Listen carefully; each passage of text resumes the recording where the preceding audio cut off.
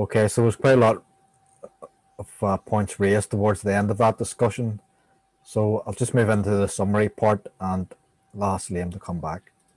Okay, this might be a wee bit incoherent because I'll be jumping all over the place from these notes.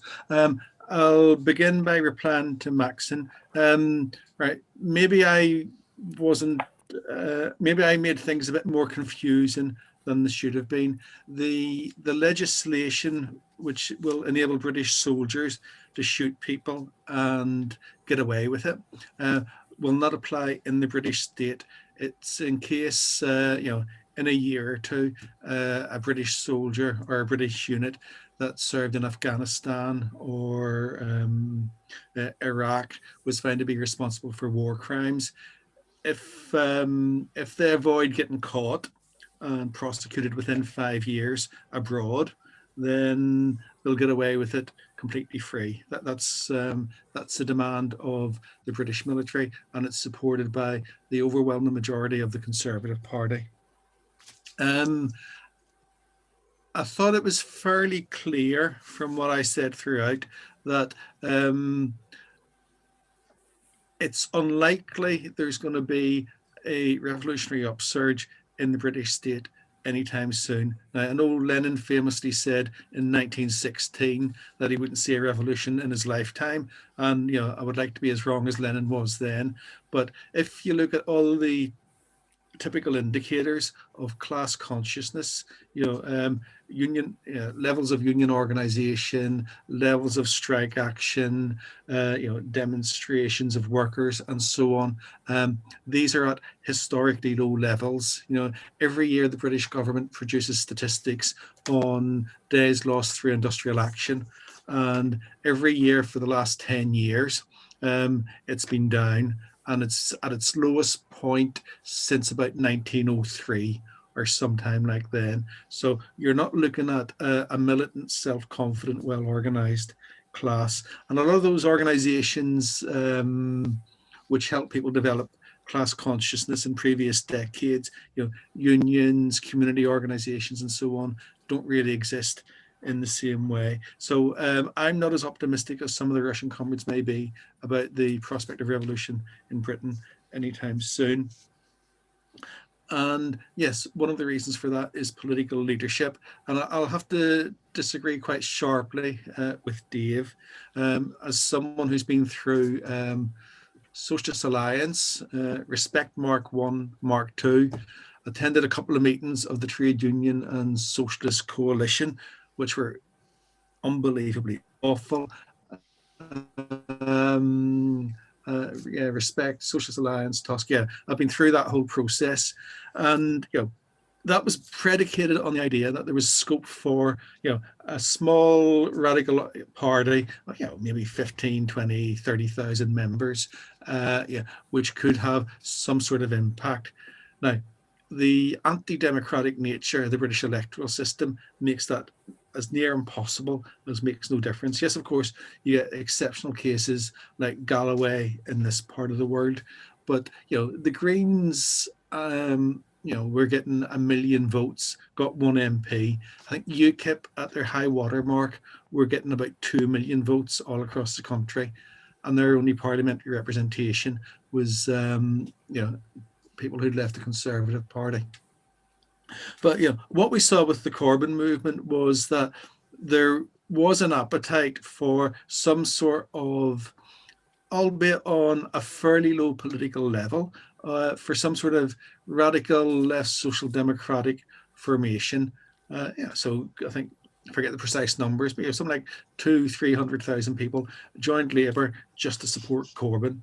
And one of the conclusions I take from that is, any mass revolutionary party in the British state, some way or another, is probably going to work its way through Labour, through a process of splits and fusions, to use the old jargon. Now, why is there not a campaign against Brexit? I think that's a very, very good question. Part of it, I think, was the scale of the defeat. Although the vote was quite narrow, it hugely demoralised people who opposed Brexit. Then people threw themselves immediately into the Corbyn movement, and the demoralisation of the loss of that general election. It's quite hard to overstate how significant it was. And then you've had COVID. I agree. I think there is scope for a left campaign against Brexit. Another Europe is possible, still continues to function, but it's essentially a very small apparatus with no real impact. But I agree with you. I think it should be a strategic priority in the next couple of years for the British left. On the zero COVID question, well, I rather think, Joe, you're overstating the influence of the British left in terms of mass consciousness. Zero COVID, when it did mobilise on the streets, was very deliberately limiting its activities to 5-6 people, and the anxiety that ordinary people had about getting on a bus or being in a shop beside somebody who wasn't wearing a mask, that wasn't the influence of zero COVID. That was their own experience of knowing people who'd been unwell, knowing people who had died, an appreciation of the seriousness of the disease potentially. I'm not really able to speak with any authority on zero COVID and what it's up to at the minute, but I think its impact, has been relatively minor. On the question of Scottish nationalism, Welsh nationalism, well, I just don't think, I think it's factually wrong to say that there's an equivalence between Scottish nationalism and Brexiteer English nationalism. Right. Rhetorically, visually, ideologically, right, Brexiteer English nationalism is reactionary, pro-imperialist. Whatever whatever views we have on Scottish nationalism, most of the people who support it in Scotland, see themselves as being, vaguely leftish, greenish, liberal, and see it very much as a reaction against Brexit and Johnsonism. And again, I don't think the English left is in a position to influence that very much. And it looks like the majority of the working class in Scotland, or the majority of the population in Scotland anyway, right, supports this project. So when the problem then that creates for the a left which is opposing independence is that it puts you on the same side as the Tories, Starmer and George Galloway, which isn't a good place to be.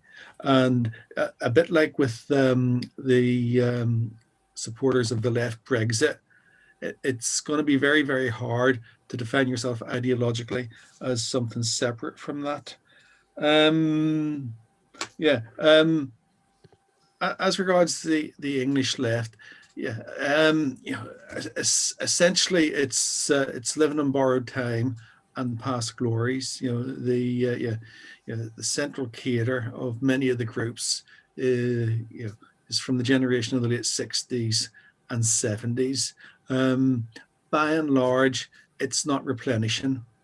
By and large, and I think a bit like it happened at the end of the 60s, it's going to take new youth upsurges, new upsurges of militant class struggle for a new radical left leadership to emerge. That's me.